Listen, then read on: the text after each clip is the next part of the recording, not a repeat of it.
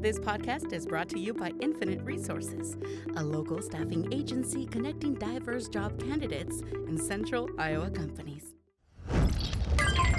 Amplified.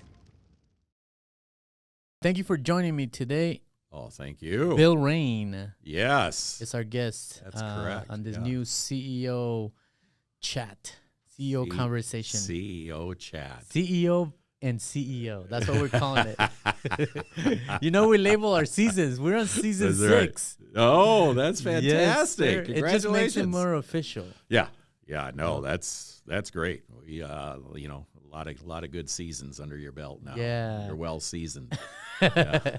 So this one is about leadership, and I've been lucky enough to have worked and know people like yourself that are proven leaders that have been through ups and downs and tenured. You're a young man, so I'm not. Oh, Trying to no, I'm really not. you- This gray in my beard is very real. Yeah. I struggle with the idea of making it less gray. And I'm trying to be graceful about it as best as I possibly can. But every once in a while, I'll look in the mirror and say, man, you got old. You're there. Yeah, I'm there. Yeah. It's quite the realization, isn't it? Oh yeah, 57 years old, and I just really I wanted to take a big swing at something here, and so I invented this job rides thing, which I know we'll talk about just a little bit. But you do get to be a certain age in your life where you're like, what have I done? What can I still do? And if I still have a big swing left in me, what will that look like? And so that's what I'm off to. So, Well, let's kind of jump right into it.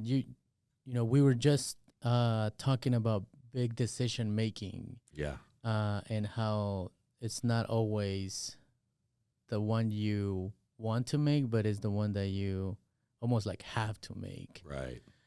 What do you think the biggest mistake a CEO has or does?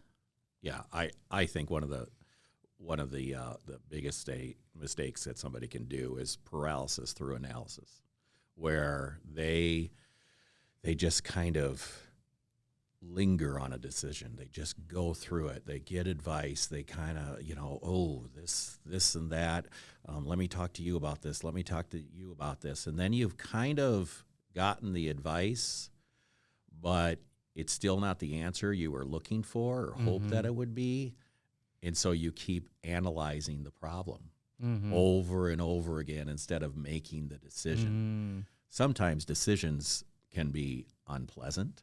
And so we look for, as human beings, ways to make things more pleasant or to make yourself feel better. And what a leader does is they take advice from others, and whatever their gut sometimes might tell them, along with what others tell them, you just have to go with it. In a paralysis through analysis where you can't move because you're still analyzing things, that can bring a lot of businesses down because you don't want to make the tough decision, even though it's the right decision to make. Yeah. So you made a big decision. You moved on from your business and you started Job Rides, which is a nonprofit. Yeah. Can you walk us through those big decisions? I mean, that's huge. Yeah. So I've been a recruiter for 31 years. And about 2.5 years ago, I decided, in 2019, I actually decided to buy a van, and then in 2020, I was going to see what happened as far as bringing people to work. And of course, 2020 happened, and nobody was going to work. So I waited until midway through 2021, and then from 2021 on, I started to take people to work. Started with one van and another van.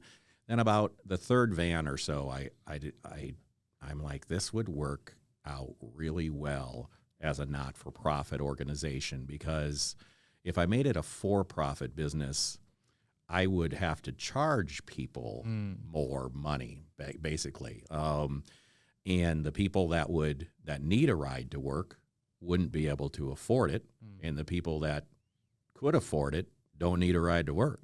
And so I'm like, but as a not-for-profit, I could get donations in and grants in, and we could keep the cost down. So for a while, I had one foot in Raine recruiting, trying to run my business, my for-profit business, and I had one foot in job rides. And what was happening was I kind of got job rides to as much as I possibly could, unless I made a decision, very difficult decision of leaving this business. I mean, this business has a lot of personal ramifications to it. I started the business when my wife was still alive and had breast cancer, and I started it so I could spend more time with her. And so it started with my wife, and then after she died, then I could really do more with the business, and so it has a lot of personal deals with it, but my heart really started to go towards helping people get to work, right? The poorest among us, the people that needed the most help. As I peeled back the layers of the current transportation system, I'm like, whoa, nobody's doing this. Nobody's helping. You're these becoming people. an expert in transportation. Who knew? I mean, what a thing. So at 57 years old, all of a sudden, I know a lot about transportation. But yeah, and out of the blue, I mean, I don't know if I'm how religious I am, but I'm a little bit of a faith seeker and of a fate seeker, I guess. And out of the blue, I got a phone call. I wasn't looking to sell my business, but I was thinking about what job rides might be in the future. And somebody called and said, "Did you ever think about selling your business?" And I said, "No." And then I started thinking about it a little bit more, and they called me back a week later, and then I'm like, "Oh, let's talk." And next thing you know, I'm making this decision to sell my business. One part of it was I wanted to make sure that my current staff all had a job, at the rate that they were being paid at by myself here. And that the company, paid weekly instead of biweekly to their temps, because I always believe in paying weekly and a few other things as well. But wanted to make sure I was selling to a good company. But then outside of that, I'm like, got to go for it. Talk to my wife, talk to people that I have faith in their opinion, and just kind of following my heart, taking a big swing at 57 to invent something that needs to be invented in Des Moines and other areas of the state. So, yeah. So you kind of went a little bit with, there's a pattern there, because when I worked with you, you had another nonprofit. Yeah. That was a whole race. Yeah. That would raise funds to build orphanages in Welkom, South Africa. South yeah. Africa, Yeah. so. I went to South Africa with 3 other people from my church. Heard about this AIDS epidemic going on in Welkom, South Africa. And when I got there, they were pre-digging children's graves. And until you see 25 pre-dug little graves, you really, you have to kind of take a step back and go, what am I doing? I mean, really, what am I doing? And you can ignore it, you can be like, oh, that's too bad. Or you can do something about it. And I've always been a guy that I think when opportunities kind of present themselves, even if it costs you some money, somebody's trying to tell you something. And so that's, I at that time, I don't believe it or not, I'm an Ironman. So I've done a full Ironman, 2 or 3 halves, and then about 25 other triathlons. But I knew a lot of people, a lot of athletic people, and I found out that one of my friends ran across the state, but not up and down, but the diagonal or horizontal part, diagonal, whatever, horizontal part, and so talked to the DOT and found some advice here or there, and I started Relay Iowa. Right. It cost me $5,000 to make $3,000. Again, I am a business guru.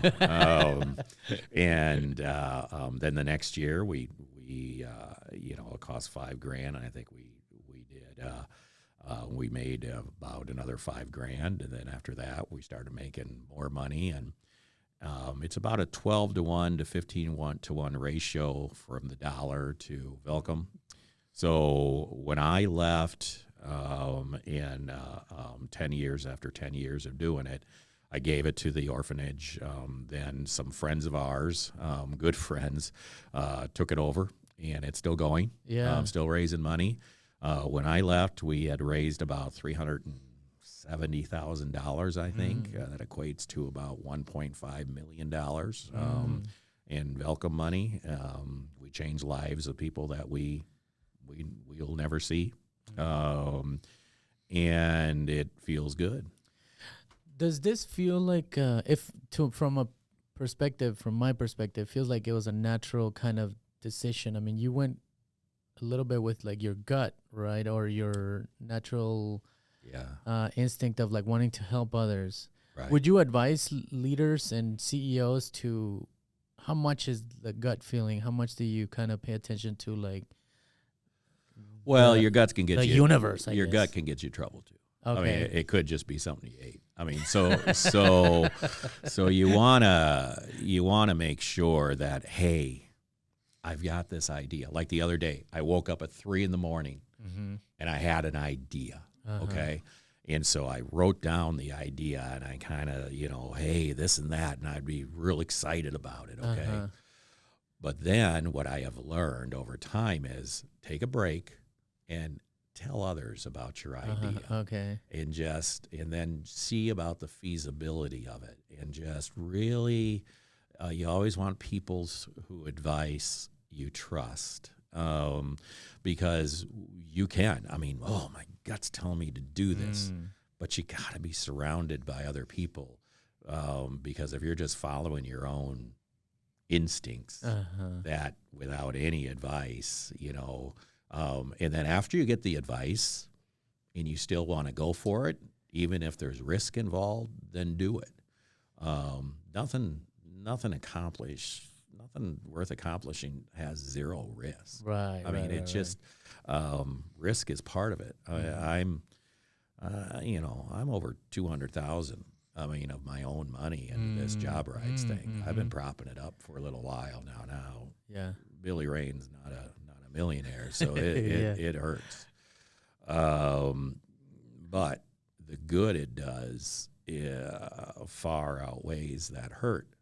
But the advice is you can't keep doing this, and so I have to figure out how to raise money for it, because my ability to talk to people, my ability to reason with people, is a gift, right? And I have to be able to utilize that gift to help others, and that's what I'm trying to do.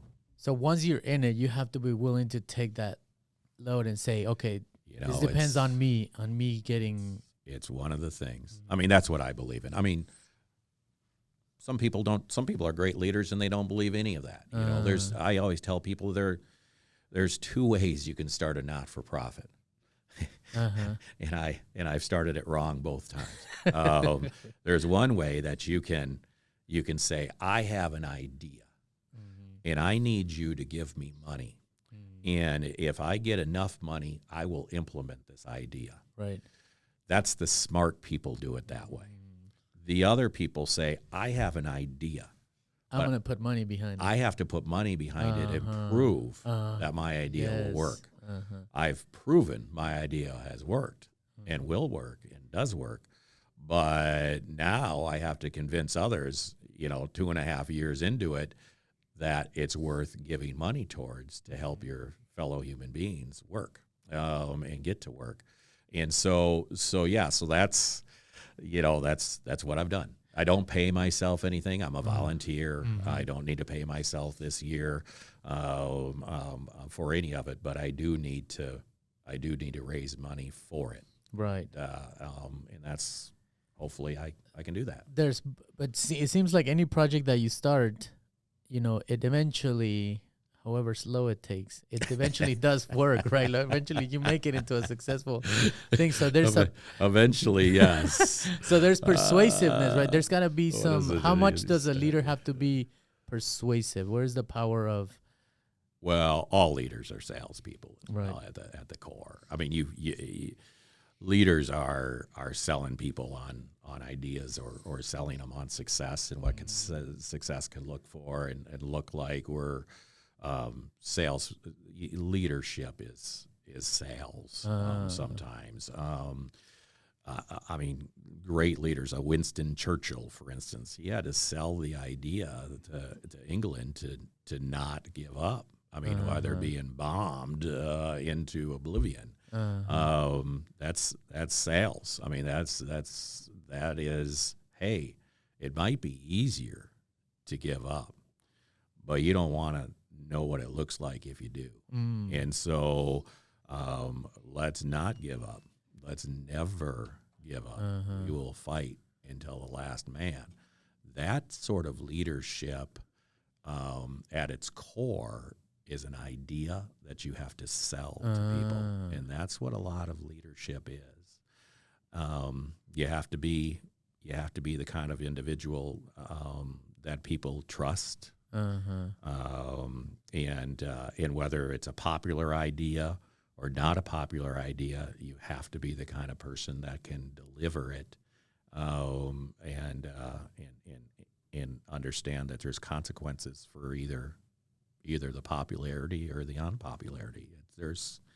It's not always a rose garden, Right. and so you have to be. I mean, if you want to be a leader, you have to understand it's. You might have the title. We have tons of title leadership that people wouldn't follow to the bathroom. Right. I mean, they will not follow titles. They follow content of character leaders. They will judge your character. Great leaders have character inside that people are studying and analyzing and deciding if they're going to follow it or not. What's the best advice that you've ever gotten, and the worst? Well, I've been fortunate. I mean, to be around great men, and men that did not have to raise their voice to get you to do things for them. I've been around, I mean, in my business career, Austin Palmer, name him. I admire him and have always admired him. He has a very successful business here in Des Moines, and he's a great leader. I'd trust him with his life. I would take a bullet for that guy. He's never asked me to,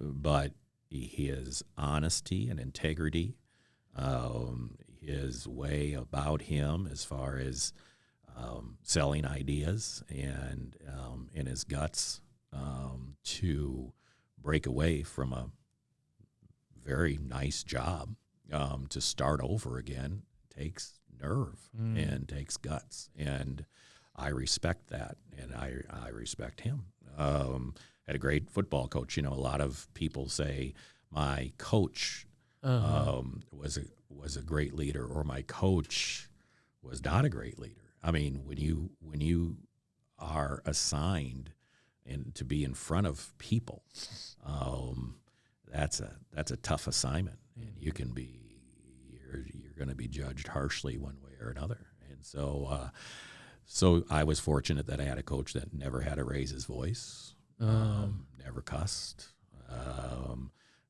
believed in meditation a little bit, in the power of the mind. And we had a heck of a team every year. I mean, and again, take a bullet for that guy. Right. So when you think about people that you are really enthused about, you know, they have traits that you know are they're honest. They have integrity.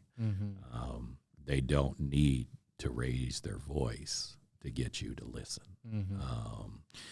And I respect that.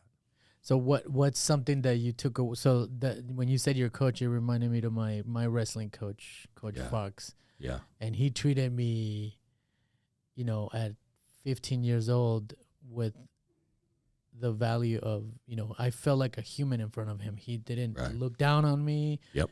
He had all the age and the know-how and, you know, experience and everything to treat me, you know, less than. But every time I think about him, I felt equal to him. He treated me with such respect that, like, he's always in our mind.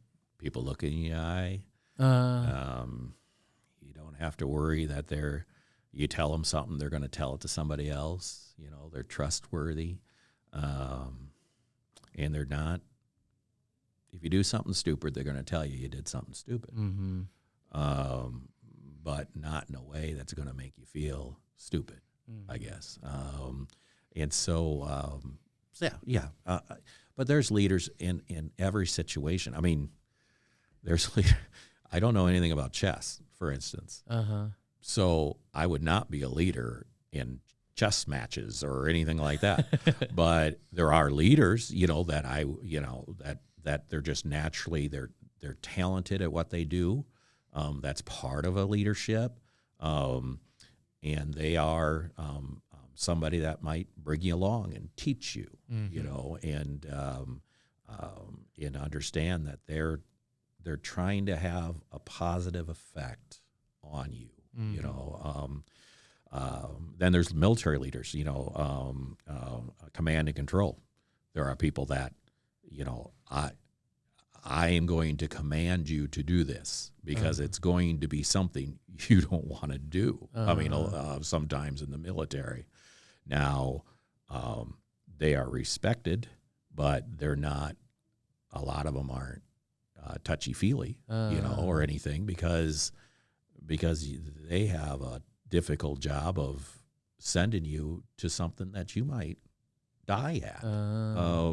So there has to be a command and control type of thing. Sometimes people from the military, they get out of that situation and it's a little tougher for them because they're not being commanded anymore.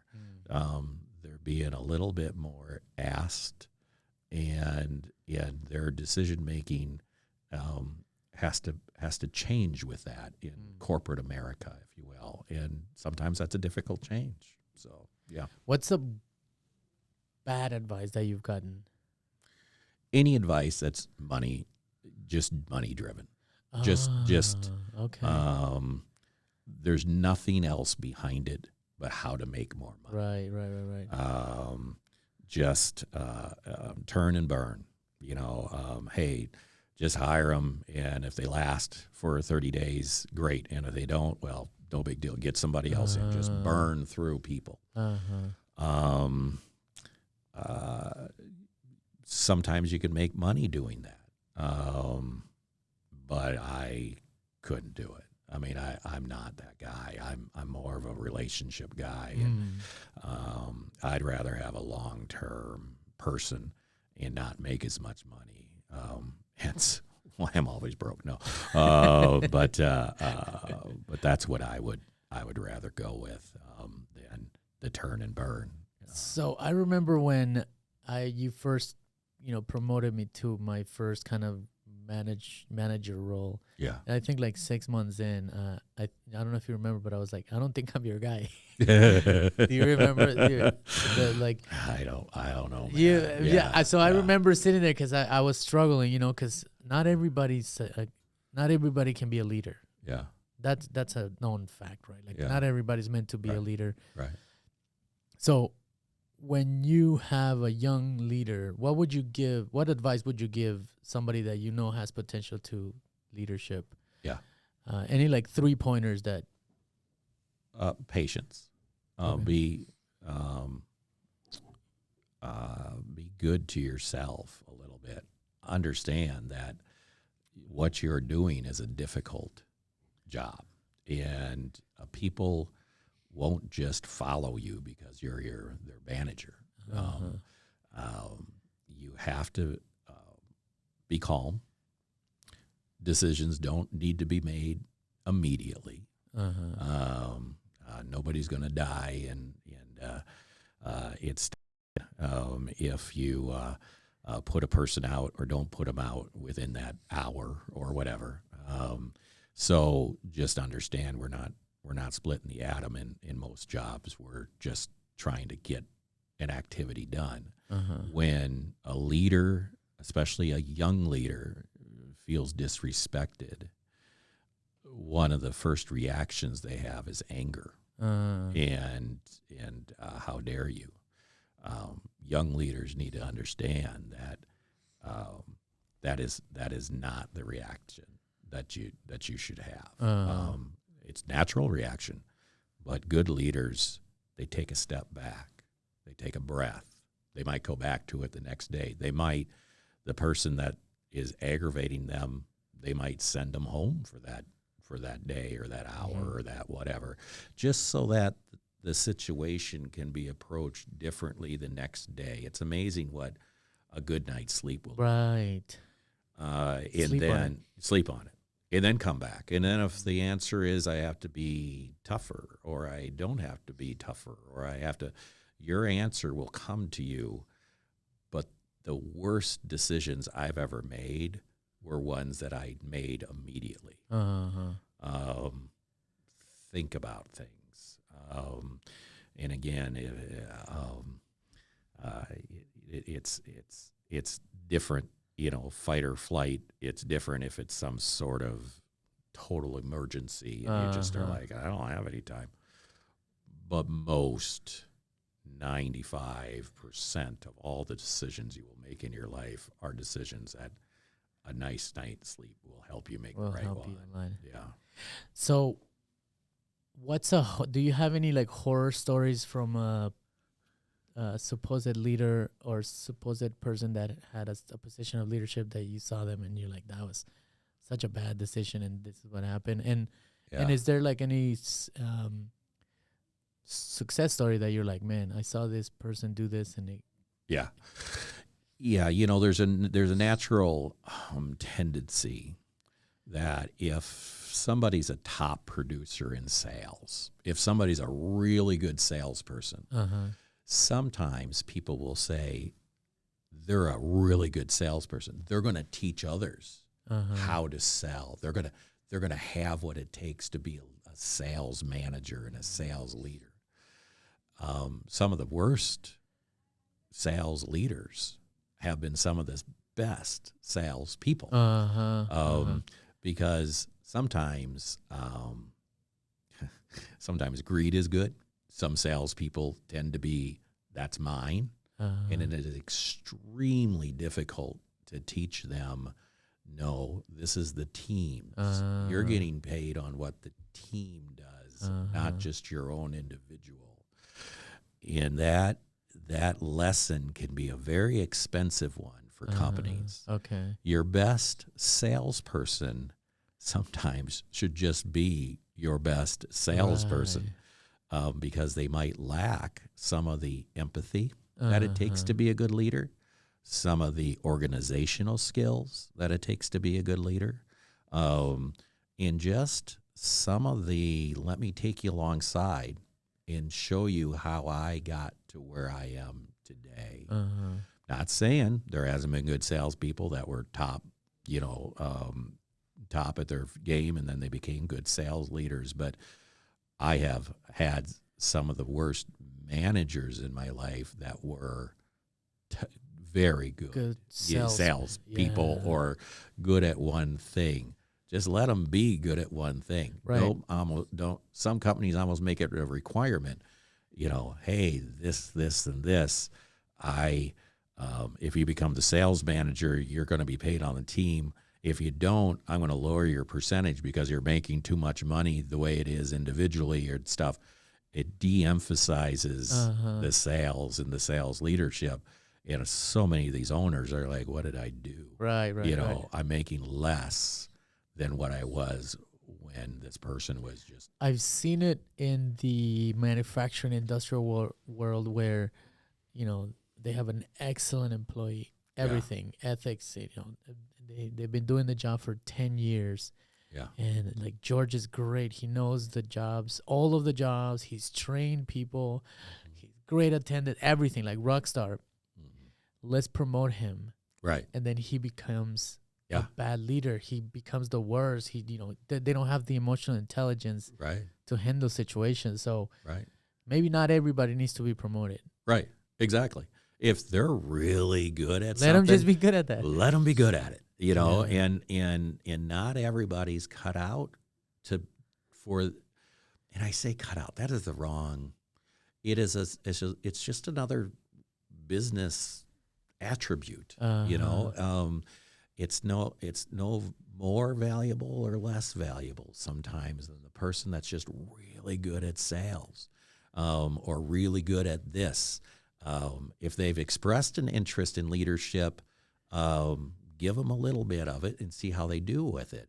But if they're not expressing any interest and you're kind of forcing the issue, that's a big mistake that a lot of business owners make because they think that person will share what they have learned over the years. And a lot of salespeople, they're not in sharing. What about a success story where you saw this great leader,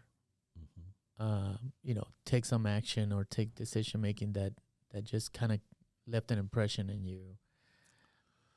Well, is this where I fill in the blank for you, Amner? I mean, is this what we're getting at? Is this where we're going? No. What? Did you just wink at me or something? I have been around people I'm extremely proud of. Yeah. You're one of them. Oh, thank you. That have had ideas, have come to me with ideas, that you've wanted your own business was not a surprise to me. You talked to me about that. Right. And I think I was verbally, here's what it takes and here's the money it takes. Yeah. And here's this and that.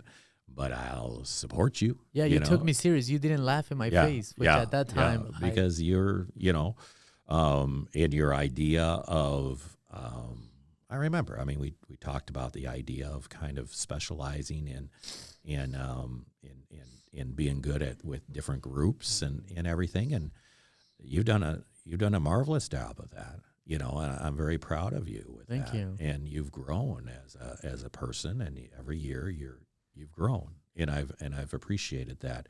I've had that happen with other people that I'm extremely proud of, that I have been with, and were fortunate enough that they took my advice or they grew as a human being, and now they're more successful than what they were with me. Now that's not a huge level to get over, but it does make me very proud. Thank you. I'm very, I don't get my joy from my individual making money or those sorts of things. I get my joy from helping people and having people that I have helped be successful. That's where my joy comes from. And so that's... there is something to be said about watching people that you care for flourish. And, I like to credit you for, a lot of the style of management and just kind of the way that I carry myself. The way you dress, because I dress just like you. So yeah, I definitely could take credit for that. The $20 here on the table. Thank you for but I appreciate your words. They really mean a lot to me.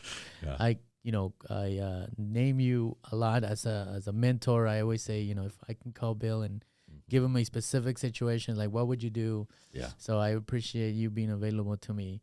Mhm. But you're also an entrepreneur, right? I mean, you've started nonprofits from the ground up, businesses. Mhm. What's like three, from an entrepreneur point of view, what's the top three things that you would advise an entrepreneur that is probably already got something going and is ready for that next step, maybe Yeah. a little growth or hire somebody, or like what are three main things that you're like, you got to have these three things? Yeah. You got to know it's going to take more time than what you ever thought it was going to. It's going to take more money than what you ever thought it was going to. Right.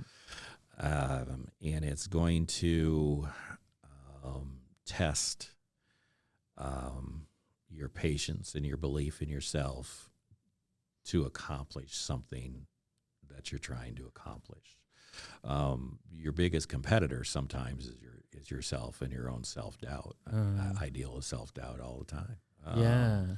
And you try to push that down, but it is something that people that take chances, that invest their own money in themselves and in their ideas. There's people that are there to support you, but there are also people there by supporting you saying, "What are you doing, man? I mean, are you sure?" And sometimes you're not. And so is the risk worth the reward? At the end of the day, only the individual knows that. Only your entrepreneur knows that it is the risk worth the reward, because the other part about it is, what else, when you start going down this path, your failure is an option. This whole idea we have from movies to,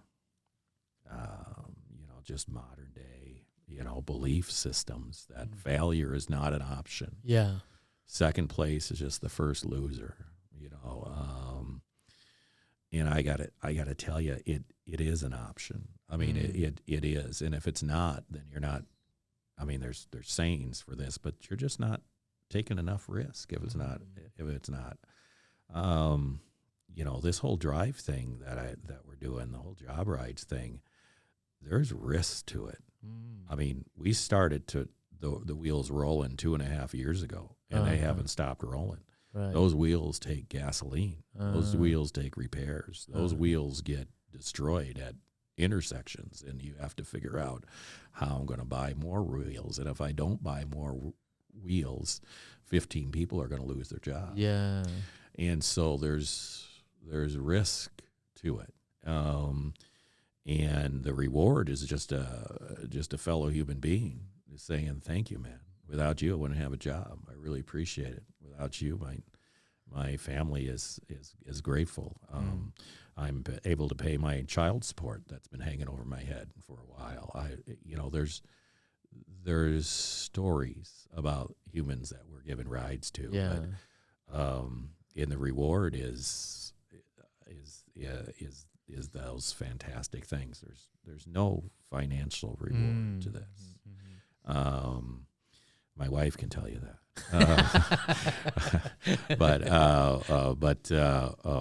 But there's a greater reward, that human decency reward that I always tell people. I mean, I'll tell you this story here, Amner, real quick. I come from the system. I mean, I do. Whatever. I come from 5 kids. I'm the youngest of 5. My dad left the day after Christmas when I was 2 years old. My mom begged him to stay for Christmas Day, and then he left the day after to run off with a gal who he got pregnant and ran off on her, and then he kind of was running ever since. But my mom didn't have a job. She didn't have a career. She didn't have anything. And so she had to put herself through LPN school and then RN school. And in the meantime, we were on food stamps. I just remember Mom whipping out the food stamps, not really understanding what they were, but Mom always being, you could tell she was a little embarrassed about it. Right. And I remember when we didn't need to have food stamps anymore. because she said, this is the last food stamp I'll ever need. And I get that feeling every day in the van. It's people with the hand up, bettering themselves, getting out of a system that they don't want to be in, whose circumstances sometimes they've caused and sometimes they haven't caused. But it's a circumstance that they want to get out of, and Job Rides gives them the opportunity to do that. So that's the reward, Right. Is that memory over and over again. And that's, in a way, that's what I meant a little bit by like kind of going with your gut, because when something makes you feel good, from what you're doing for like a living, or you found something that contributes to others, that's something to not ignore, right? Like that's something to like pay attention to that, because that means that you're onto something. I don't care who you are. I don't care who your God is. I don't care what you believe. I'm probably a little more karma related. I like to say I'm a Christ follower. I follow Christ in the book of Mark, because he's more human to me than some of the other books. But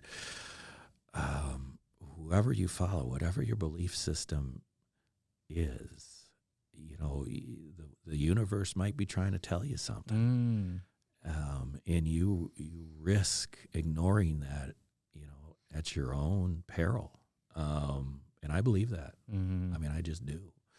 Not everybody's belief system, but when the universe puts people in front of you, pay attention to that human being, because they might have something good to say. That's my belief. And you're out there, and this is part of leadership.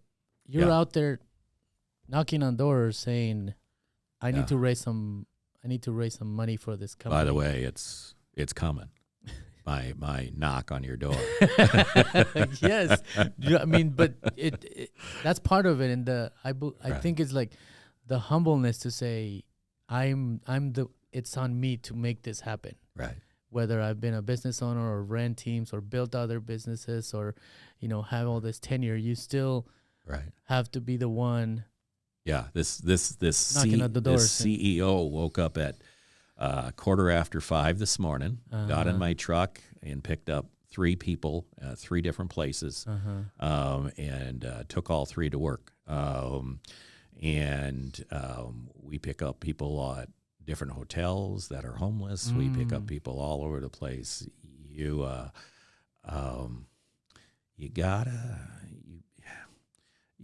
The title means very little.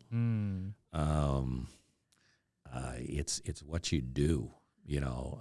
Somebody wants to hold somebody responsible if things go wrong. So they give you a title to say you're to blame if this goes wrong. Yeah. But it's you gotta believe in what you're doing. Otherwise it's just another job. A lot of people title. Just doing whatever and stuff, and that's okay. But if you want to be a leader, if you want to make a difference, you gotta do it. I mean, it's I tell the story. My wife with her cancer. I mean, it's getting real personal, but my wife with her cancer, she showed me some fantastic leadership. I mean, and the way she handled it. But I always tell people that when you get hit by news like that, divorce rates for people that get very sick spike. Really? You think it's the opposite, right. through rich or poorer, through health and all that good stuff. Till death do his part, Wow. But it actually spikes, and because what happens is either you're all in or you're out when the bad news comes. It's a real character check, if you will, and it's a physical decision. I mean, it is, and I went all in and was rewarded with some of the best years of my life and of my marriage, and it was incredible. Some people take the other approach to that, and I think that they find that that might not have worked out the best for them. But it's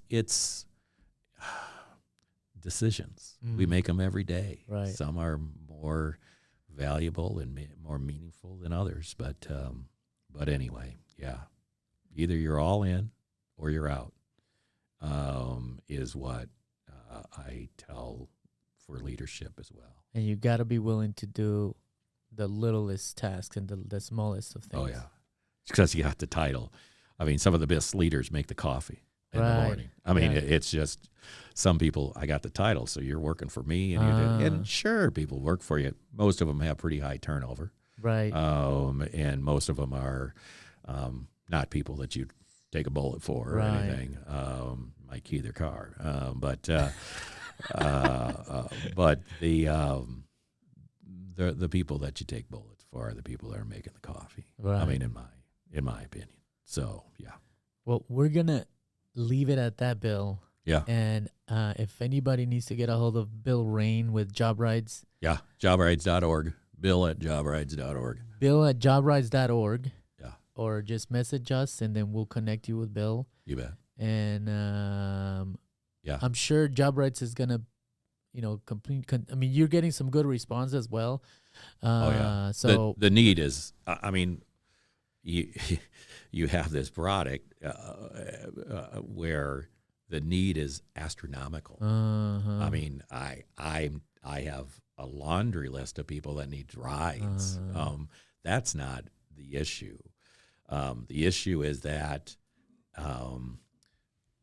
the more rides you give, the more money it costs. And without backers, you end up losing money with every ride. Right. And so you need people to believe in what you're doing. And if I can maybe convince a few people to believe in what we're doing, I'll give you this example before you cut me off. No, go ahead. One example. So when we put 15 people in a van for 1 year, okay, and they're making $16.50 an hour, we've raised $523,000 of payroll. And it's not payroll that, they just switched to another job. No, these folks, 90% of all of our riders say that they would not be working without the job right system. So this is found payroll. These are folks that have gone off unemployment, rolls long ago. These are the folks that need the hand up, and they're willing to work. They just need a way of getting there. Right. And in Des Moines, unfortunately, we're one of the few ways that they can get there. I have people that are making $16 an hour, and they're paying Uber $200 a week, and just so that they can work. And I'm like, what? That's crazy. That's crazy. That's crazy. But that's the system we have. I mean, when we need to change it. I mean, we just need to change it. There's as a human being, we just have some responsibilities here, in my opinion. And all this payroll become payroll. They become taxpayers, payroll taxes. Exactly, so back my friend. And it's less of a social net that they have to be on. It's less food stamps. It's less of all of those social things. They don't want to be part of the social network. They want their own piece of the pie. But unfortunately, we just don't have it set up for them to get their piece of the pie. Job Rides is helping them get the piece of their pie. And the return on the investment is, I think it's like 6 to 1. I mean, we've raised over $5 million of payroll over the last couple of years. For our riders. There aren't a lot of social services to homeless people and to people getting out of prison that can brag that Right. there's a return on it. Yes. I could hand out blankets to people so they stay warmer at night when they're sleeping outside. I prefer to give them jobs, Right. And so that they can better themselves because that's what they want to do. Right. And so, yeah, sorry, I'd get a little fired up, but No, I mean that's because yeah. at the end of the day, a lot of how the system runs is if the bottom line is met, right? Right. If the bottom line, if it affects the bottom line in a positive way, Yeah. this actually does because Yeah. it creates. And we stay with them as they move up. So many social systems, as you move up, you're dropped. So let's suppose that you have a family of a couple of kids, and you're making $48,000 a year. So you're on Hawkeye, okay, the plan that helps out families that are lower income. But then somebody comes along and gives you a raise. They say, you do a great job. I'm going to give you a raise. I'm going to have you make $53,000. All of a sudden, Hawkeye drops you. Right. Hawkeye's worth, $14,000. Okay, so all that raise has gotten somebody is they've just lost, $10,000. That's what that raise has gotten them. That's what the social system sometimes, well, for better or for worse, not designed, I'm sure, to do that, but folks that are trying to get themselves up on the rungs of life have to have some of these decision-making processes that other folks, they just do not understand. You got a raise and you're going to turn it down? Yes. Well, yeah, because if I don't, my kids are going to have nothing for health insurance. I'm going to have to pay this health plan X amount of money, and someone might say, Or the daycare, or Dropping. whatever else you got. So I'm not here to fix every social problem in the world. Yeah. I take people to work. I mean, that's what I do. But I follow them. I follow them from the Fort or from Fresh Start or from their hotel and to their low income housing, so that they don't lose their job while they're moving up. We don't want people to lose out after 3 months of doing well, simply because they now can afford something better. Right. That circle needs to be broken. Job rides helps to break that circle. Yeah. Anyway. Well, we'll hopefully get some people to reach out and connect with you, and I'm sure you and I will be talking more and more. Oh yeah. And thank you for coming. We'll hug it out. Thank you for giving us all this advice. Again, I feel privileged and honored to have somebody like you just a phone call away. So You bet. I greatly Anytime, my appreciate friend. it. So Yeah. I'm sure we'll talk again Anytime. soon. Oh yeah, you bet. Sounds All good, right. bud. Thank Yeah, you. thank you.